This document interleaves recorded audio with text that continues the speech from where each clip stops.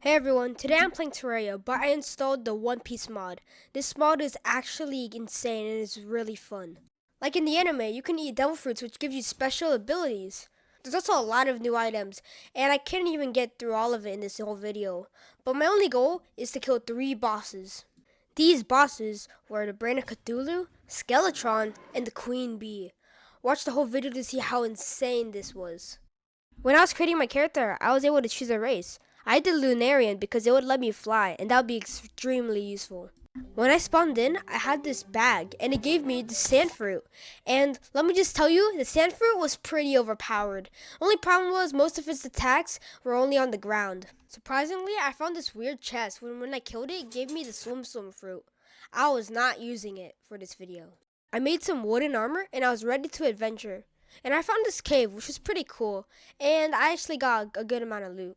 I dug a little bit deeper, and I found this cool building. And in it, I found a cloud in a bottle. It would help me double jump, but I already had wings, so why would I need a double jump? I don't know. And that's when I found this altar, which meant I was close to the first boss, the Brain of Cthulhu. I was traveling in some doo water, and then I found the mother lode of silver.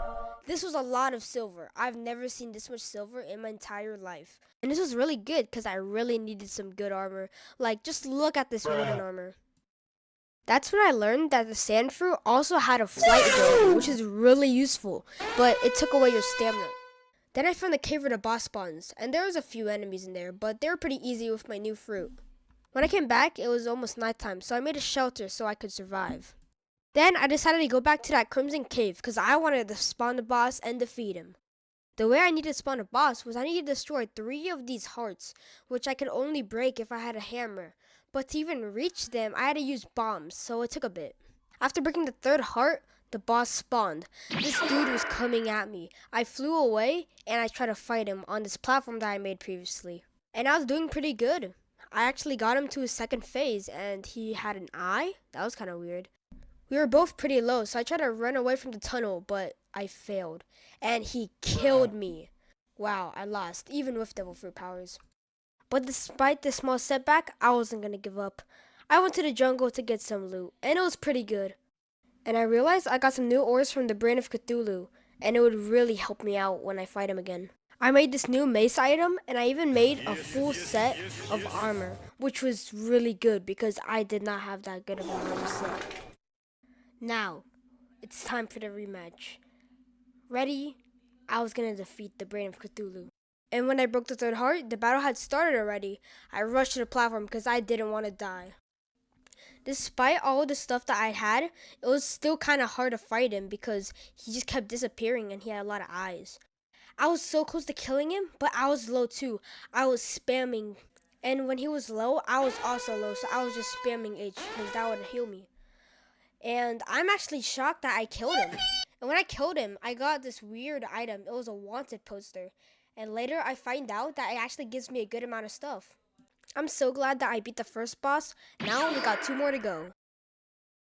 After defeating the Brain of Cthulhu, I realized that I had some more ores and I could make more tools. Now that I was pretty much better, I decided to work on my base because I really needed a better base. That's when I realized, if I'm this good, can't I just fight the next boss, Skeletron? So, I went on an adventure to fight him. It would have taken me way longer if I didn't have the Sandfruit's overpowered flight ability, so I was really glad I had it. And after a bit, I found it.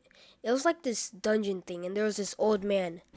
So basically, if I talked to him at nighttime, it would be able to spawn the boss. And I had to wait for a bit because it was not nighttime yet, so I was just chilling. That's when it was nighttime, and I was able to spawn the boss. Bro just launched at me. Luckily, all I had to do was defeat his hands and then his head.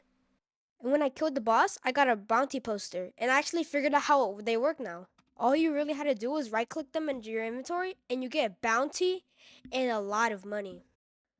Killing the boss also gave me this cool sword called the Shisui, which is from the anime as well.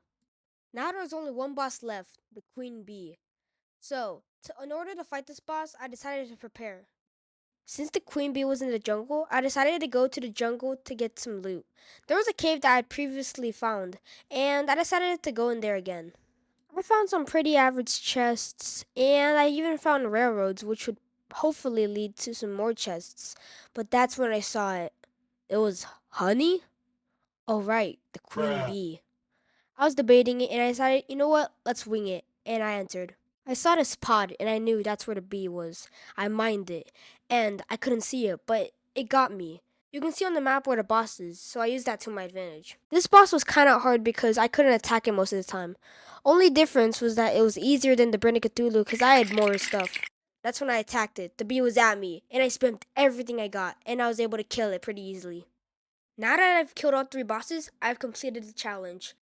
This video was really fun to make, and I thank you guys for supporting me for my first video. Thanks for watching, and I'll see you later. Goodbye.